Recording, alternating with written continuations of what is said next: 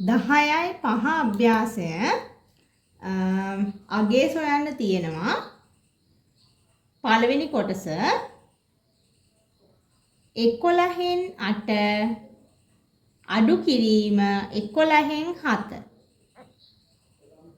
මේකෙත් හරය සමාන නිසා අපිට පළවෙනි ලවයෙන් දෙවෙනි ලවය අඩු කරන්න පුළුවන්. ඒතකොට 8න් 7ක් අඩු වෙනවා. හරය එන්නේ මේ හරයමයි. 8න් 7ක් අඩු වුණාම 1යි.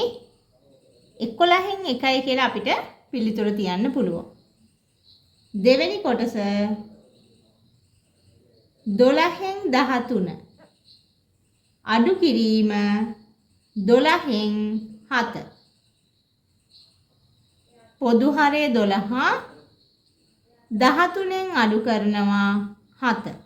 13න් 7ක් අඩු කරාම 6යි.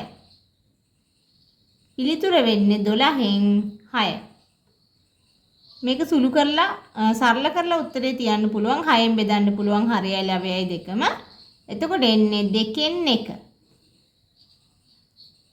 තුන්වෙනි කොටස 5න් 3 අඩු කිරීම 5න් 1. පොදු හරය 5 ලවයන් අඩු වෙනවා. 3න් 1ක් අඩු කරනවා. 5න් 2යි. හතරවෙනි කොටස 11න් 19 අඩු කිරීම 11න් 8. පොදු හරය ගන්න පුළුවන් 11. 19 ඍණ 8. 19න් 8ක් අඩු වුණාම 11යි. එතකොට 11 යට 11. පිළිතුර වෙන්නේ 1. පස්වෙනි කොටස 4න් 3 අඩු කිරීම 2න් 1. මෙතන අපිට පොදු හරයක් ගන්න පුළුවන් 4. එතකොට හරය සමාන කරගන්නවා. පොදු හරය ගන්නේ 4. පළවෙනි භාගෙ වෙනස් වෙන්නේ නැහැ. දෙවෙනි භාගෙ 2කින් ගුණ වෙනවා. දෙවරක් 2 4යි. දෙවරක් 1 2. 3න් 2ක් අඩු වුණාම 1යි. පිළිතුර වෙන්නේ 4න් 1. 6 වෙනි කොටස 3න් 2 අඩු කිරීම 12න් 7. මෙතනත් පොදු හරය ගන්නේ 12. පළවෙනි භාගෙ ගුණ වෙන්න ඕන 4න්. 4 වරක් 3 12යි. 4 වරක් 2 8යි. ඊළඟට දෙවෙනි භාගෙ වෙනස් වෙන්නේ නැහැ. 8න් 7ක් අඩු වුණාම 1යි. 12න් 1යි පිළිතුර. 7 වෙනි කොටස පිළ දීලා තියෙනවා 15 යට 7 අඩු කිරීම 11 යට 14. මේකේ අපිට පොදු හරය ගන්න පුළුවන් 14. එතකොට පළවෙනි භාගෙ ගුණ වෙන්න ඕන 2කින්. දෙවරක් 7 14යි. දෙවරක් 15 30යි. දෙවෙනි එක වෙනස් වෙන්නේ නැහැ. ඒකම ලියාගත්තා 11. 30න් අඩු කරනවා 11. 30න් 10ක් අඩු වුණොත් 20යි. තව එකක් අඩු වෙනවා 19යි. 19ට 14. මේකත් විෂම භාගයක්. මේක අපිට මිශ්‍ර සංඛ්‍යාවක් කරලා තියන්න පුළුවන්. 19ට 14 ඒවා එකක් තියෙනවා. ඊළඟට 19න් 14ක් අඩු වුණොත් 5ක් එනවා. එහෙනම් අවසාන පිළිතුර වෙන්නේ 1යි 14න් 5. 8 වෙනි කොටස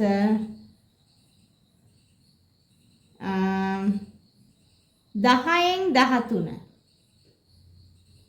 අඩු කිරීම 2න් 1. පොදු හරය ගන්න පුළුවන් අපිට 10.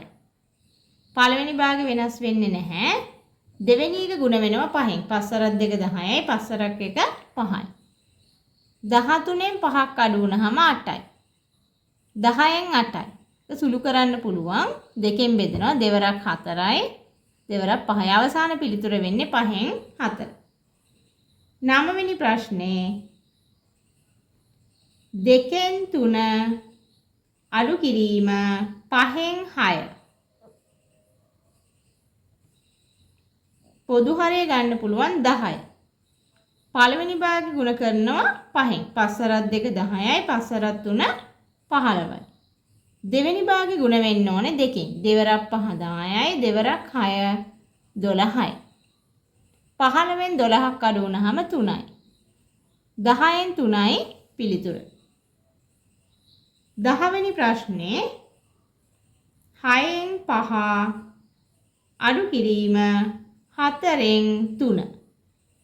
මොකද්ද පොදු හරය වෙන්නේ? මේ දෙකේ කුඩා පොදු ගුණාකාරය 6 සහ 4 12 ගන්න පුළුවන්.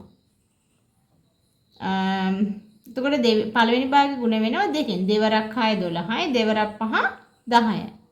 දෙවෙනි එක ගුණ වෙන්නේ 3ෙන්. 3 වරක් 4 12යි 3 වරක් 3 9යි. 10න් 9ක් අඩු වුණාම 1යි. පිළිතුර වෙන්නේ 12න් 1. 11 වෙනි ප්‍රශ්නේ 11 යට 7 අඩු කිරීම 4 යට 5. පොදු හරය ගන්න පුළුවන් මොකද්ද? මේ දෙකේ ගුණිතය තමයි ගන්න. 35. පළවෙනි භාගේ ගුණ වෙනවා 5න්. 5 වරක් 7 35යි 5 වරක් 11 55යි.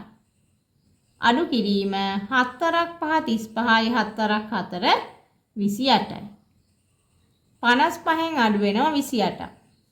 15න් 8ක් 7යි. ඊළඟට මෙතන දැන් 4යි 4න් 2ක් 2යි. 27යි. යට 35. මීට වඩා සරල වෙන්නේ නැහැ. 12 වෙනි ප්‍රශ්නේ 9 යට 8 ඍණ 5 යට 6 6න් 5. මොකද්ද පොදු හරය ගන්න පුළුවන්? 8 සහ 6 කුඩා පොදු ගුණාකාරය වෙන්නේ 24. එතකොට පළවෙනි භාගේ ගුණ වෙනවා 3ෙන්. 3 වරක් 8 24යි 3 වරක් 9 27යි. දෙවෙනි භාගේ 4ෙන්. 4 වරක් 6 24යි 4 වරක් 5 20යි. 27න් 20ක් අඩු වුණොත් 7යි. 7 යට 24 24න් 7. 13 වෙනි කොටස 8න් 7 අඩු කිරීම 12න් 5. පොදු හරය මොකද්ද ගන්න පුළුවන්? 12 වරක් 24 24 දෙකෙන්ම බෙදෙනවා. ඒ නිසා 24 ගන්න පුළුවන්. පළවෙනි භාගේ ගුණ වෙනවා 3ෙන්. 3 වරක් 8 24යි 3 වරක් 7 21යි. ඍණ දෙවරක් 12 24යි දෙවරක් 5 10යි. 21න් 10ක් අඩු වුණොත් 11යි. 24න් 11 තමයි පිළිතුර. 14 වෙනි ප්‍රශ්නේ 9න් 8 අඩු කිරීම 6න් 5. 9 සහ 6 පොදු හරය ගන්න පුළුවන් අපිට 18. පළවෙනි භාගේ ගුණ වෙනවා 2කින්. දෙවරක් 9 18යි දෙවරක් 8 16යි. දෙවෙනි එක 3ෙන්. 3 වරක් 6 18යි 3 වරක් 5 15යි. 16න් 15ක් අඩු වුණාම 1යි. 18න් 1 තමයි පිළිතුර වෙන්නේ.